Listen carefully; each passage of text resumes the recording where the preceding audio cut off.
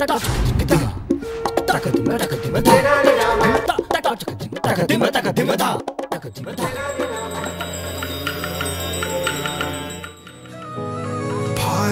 हूँ खावत सुख दुख के भारी, जीवित से वसूले लान धन, मृतकों के आड़ में भी जारी बात।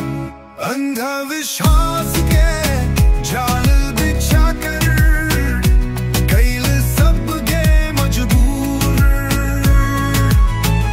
बितक के नाम पर कर दे, धर्म के नाम पर गुन गुन घुमन, दुख में फायदा उठावे स्वार्थ सदा निभावे लान दे।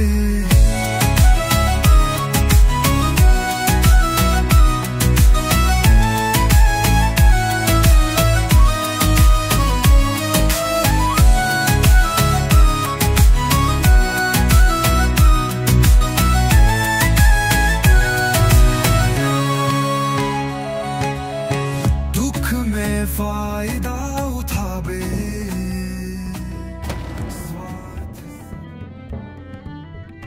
सुनी का सोचतानी जी?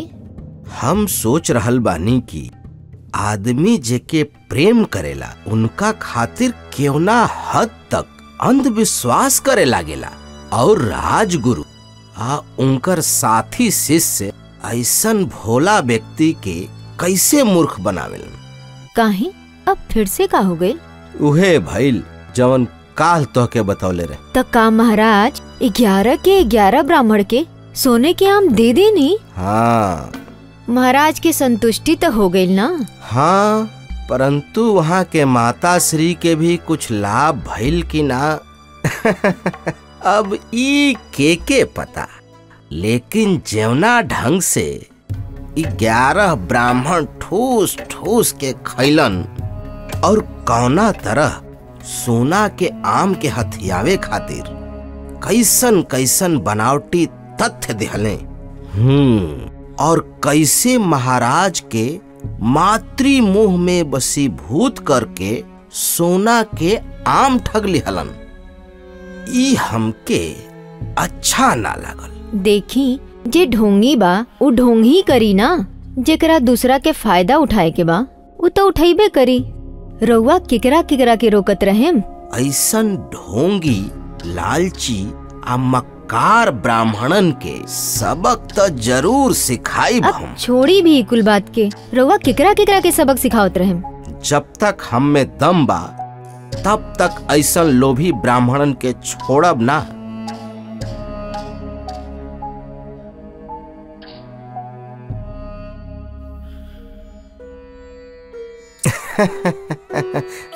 ब्राह्मणाचार्य जी प्रणाम। अरे तेनाली आव आव, आज रास्ता कैसे भूल गेला तू? आचार्य जी हम तो आपके पास ही आयल रही। अच्छा, एगो काम रहे आपसे। हमरा से काम? और रउआ के बताई हम का कर सकीले?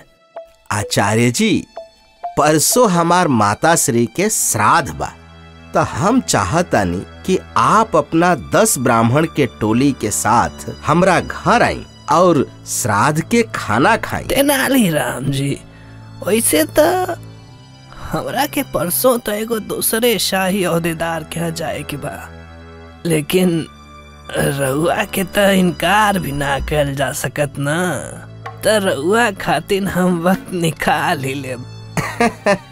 शुक्रिया शुक्रिया आचार्य जी। लेकिन रउआ के एगो बात का ख्याल रखे के पड़ी। बताई।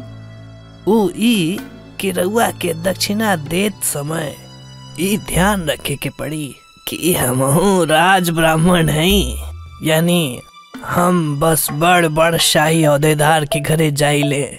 हमरा रुतबा के हिसाब से कुल इंतजाम होए के चाहिए। रउआ देखले रहनी ना कि महाराज हमनी के दक्षिणा में का का दिले रहना।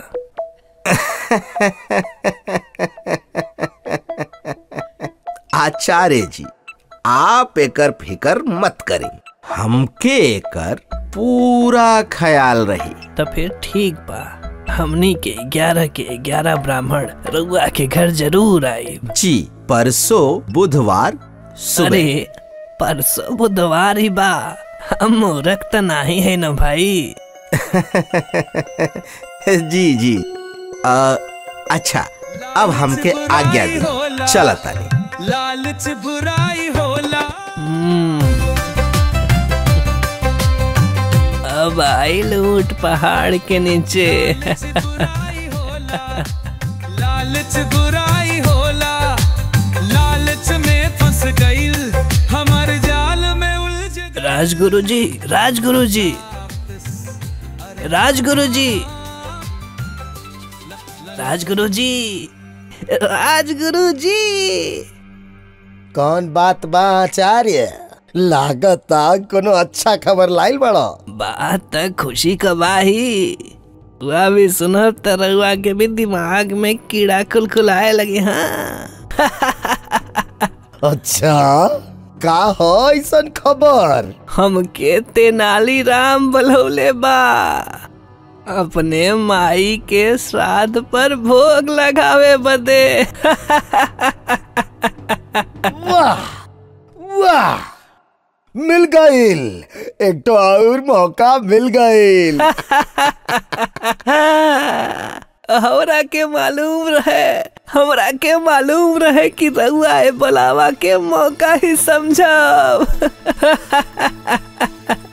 बड़ी गहरी दोस्ती बा रउआ के और तेनाली राम के।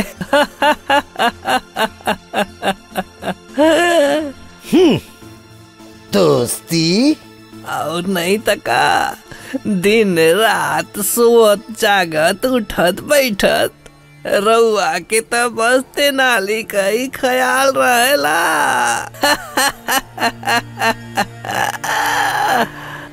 ख्याल रहेला काहे से कि ऊ हमार सखा नहीं, सबसे बड़ा दुश्मन बा। दुश्मन जियल हराम कह देले बा ऊ हमार। हाँ, ये सोच के तो हम ओकरे बुलावा के कबूल कैनी।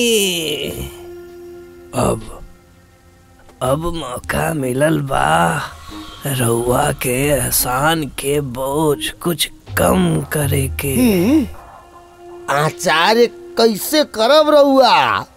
बहुत चालाक बाऊ। जब हम दान में सोने का वो चीज मांगब जवन ओकरे माई के प्यारा रहे और ना देवे पर श्राद्ध का दान लेवे बिना ही हम अपने मंडली से लौट आई। पूरा विजयनगर में ओकर नाक काट के रख देबा।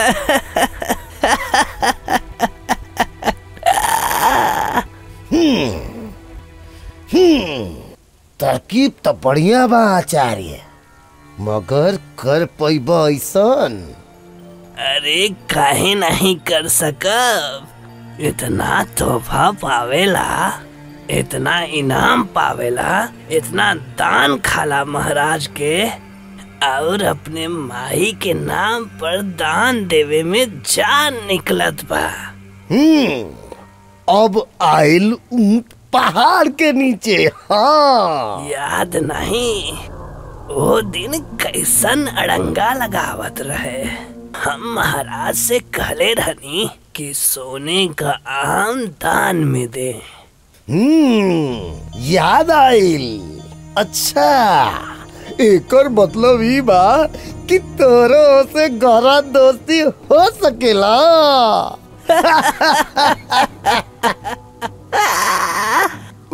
तबा और हम आपके तरह चुप नहीं रहब। देखब हम दहाड़ब, चिल्लाइब, लताड़ब। तो हम तो के एक दो सोना के आम और दिलवा दे महाराज के।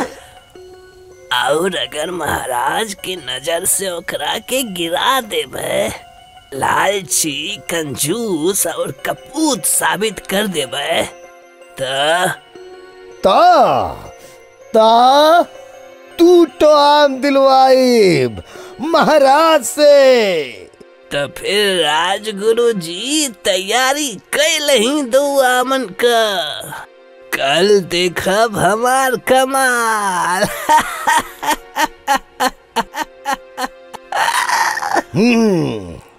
अब आई मजा, हमरा ऊपर बुराइयों नहीं आई और मतलबो सिद्ध हो जाई। अब आई मजा, बकलो तेनाली रमुआ, अब देखा तानी तो के। हाँ।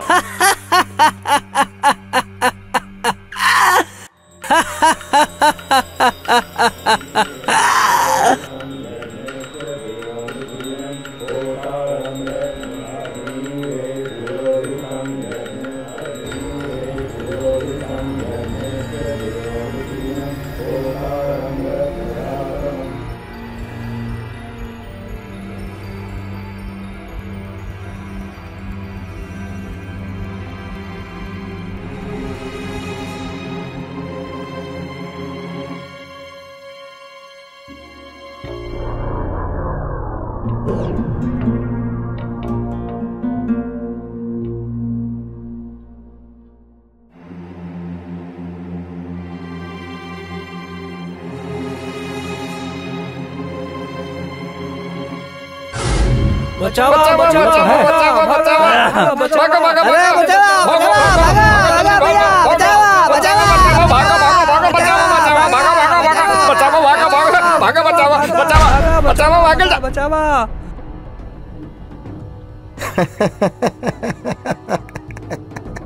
राजगुरु जी,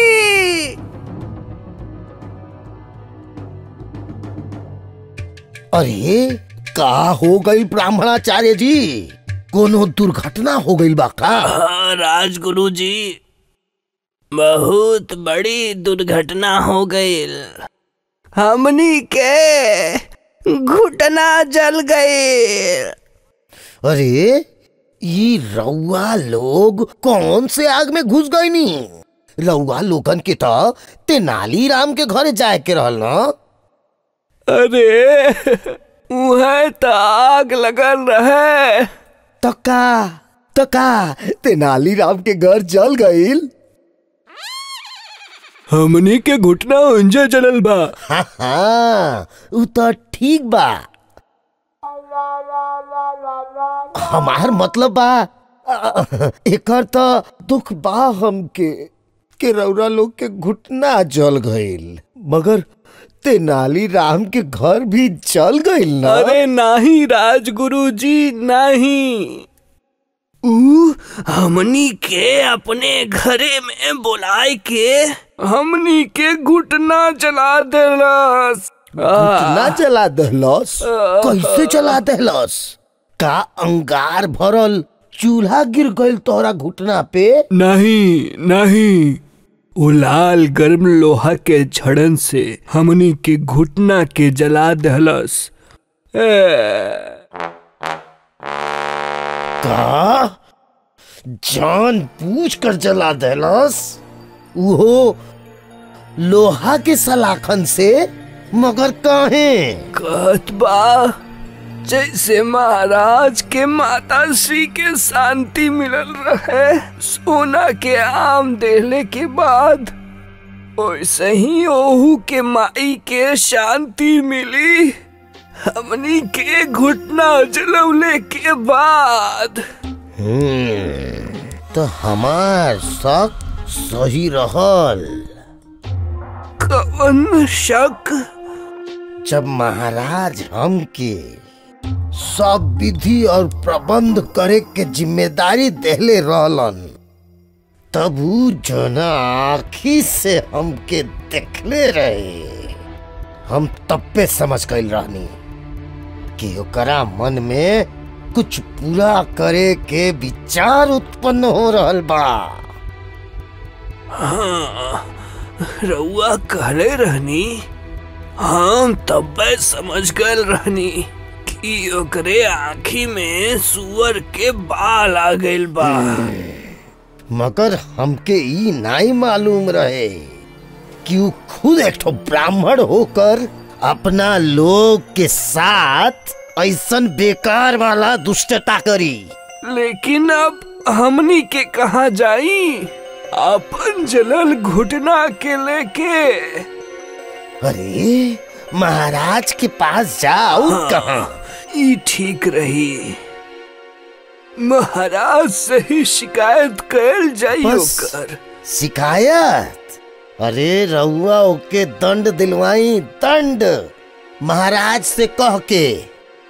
अरे ई जनु कैले बा, ई ब्रह्म हत्या जितना बड़ा पाप बा। महाराज से कहल जाओ ओकरा कारागार में डाले, कारागार में। हमनी के उनके कहल जाई कि तेनालीराम के कड़ा से कड़ा दंड देवे। ठीक बा, हमनी के अब्बे महाराज के पास जात बानी।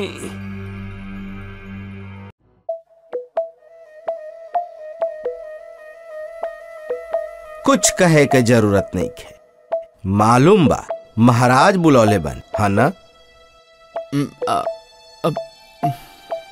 ये भी मालूम बा कि कहे बुलौले बन। चल हम चलत तानी।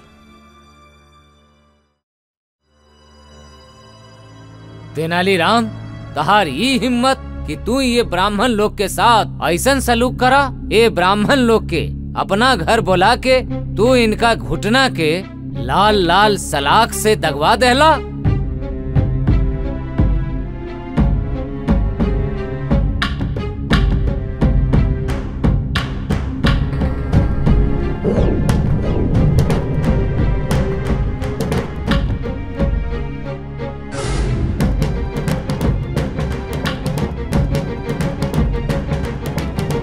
महाराज, हम तो उहे कहनी जवन यहाँ सब कहनी जा। ये लोग कहलन? का कहलन ये लोग? महाराज, आपके याद हो जब आपके सपना में आपके माता श्री आई रही, तब इहे लोग कहले रहे कि उहाँ के आत्मा के सुकून देवे खातिर ऊ आम दान कइल जाओ जवन उहाँ के जरूरत बा, ओही से उहाँ के शांति मिली। तो रउआ ई लोग के सोना के आम दिहन अपना माता श्री के श्राद्ध पर।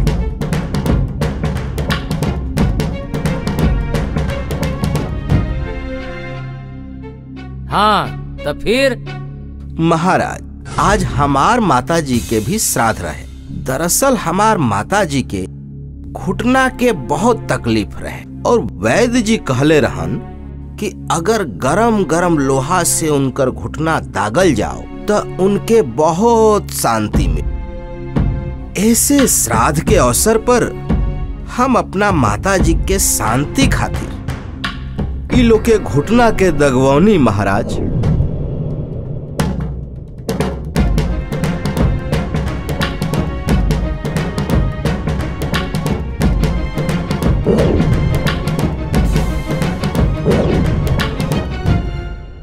महाराज, ई लोग आपके माता श्री के शांति खातिर सोना के आम पावे के हक रखत ताड़न जा। त ई लोग के हमरा माता जी के शांति खातिर गरम गरम लोहा सहन करे के चाहत रहल। महाराज,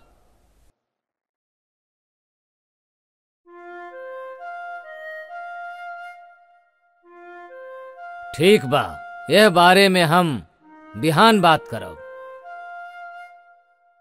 हमके मालूम रहे आचार्य कि रउआ के उल्लू जरूर बनाए। यही खातिर तो हम 2 सोना के आम देवे के वचन देले रहनी। हमके मालूम बा कि तेनालीराम के चूना लगावल आसान नाई बा, मगर एक दिन हम होके ऐसन सबक सिखाएब, ऐसन सबक सिखाएब, ऐसन सब कैले से पहले बकलोलवा याद रखी। मगर हमके तो फायदा तो हो गई ना। ई सब ब्राह्मण तेनलिया के कट्टर दुश्मन तो बने गइल बाड़न। जितना ज्यादा होकर दुश्मन सब बढ़ियन, उतने ही ज्यादा हमके फायदा होई और फिर हम उठाई फायदा। और ऊ बकलोलवा के सबक सिखाइए के छोड़ब। हाँ लालच बुराई होला, लालच में फंस गईल, हमार जाल में उलझ गयल।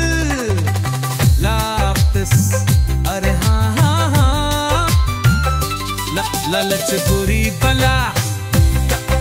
अरे हाँ हाँ हाँ, अरे हाँ हाँ हाँ, लालच बुराई होला।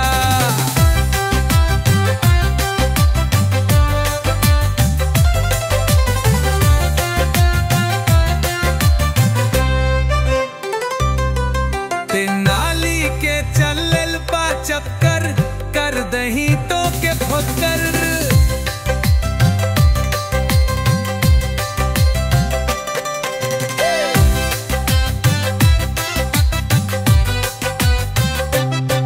तेनाली के चलल बा चक्कर, कर दही तो के फक्कर।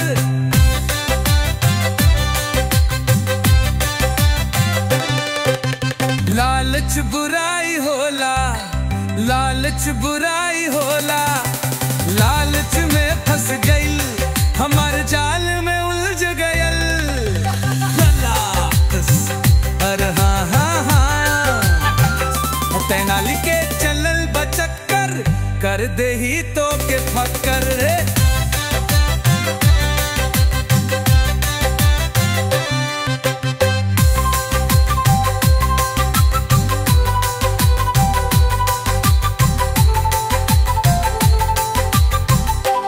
लालच बुराई होला, लालच बुराई होला, लालच में फंस गईल, हमार जाल